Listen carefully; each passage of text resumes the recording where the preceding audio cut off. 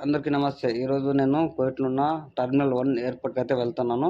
మా ఫ్రెండ్ వాళ్ళ తమ్ముడైతే వస్తున్నాడు కువైట్‌కి కొత్తగా. అతన్ని పిలుచుకొని అయితే వెళ్తున్నాను. ఇది ఎయిర్‌పోర్ట్ పోయేటప్పుడు నైట్ ప్లేస్ చూడండి ఎలా ఉందో రూటు.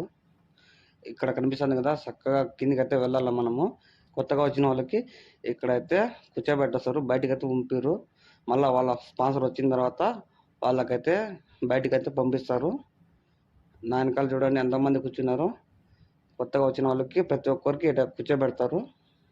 స్పాన్సర్ వచ్చిన తర్వాత ఇక్కడ 5 దినాలు అనేది కోటి డబ్బులు కట్టి మనకైతే పిలుచుకుపోతారు బయటికి. ఇప్పుడు మీకు కనిపిస్తున్న ఆయన మా ఏరియాలో పనిచేస్తాడు. ఇది మెయిన్ ఎంట్రన్స్, లోపల నుంచి బయటికి వచ్చేది.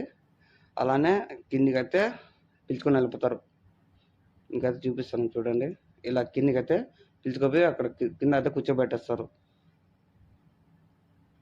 కోవిడ్‌కి పాత వాళ్ళు అనేది వస్తుంటారు. వాళ్ళు చక్కగా ఇక్కడ నుంచి అయితే చక్కగా అయితే బయటికైతే వెళ్ళిపోవచ్చు. వాళ్ళకి స్పాన్సర్‌తో అవసరం లేదు. చక్కగా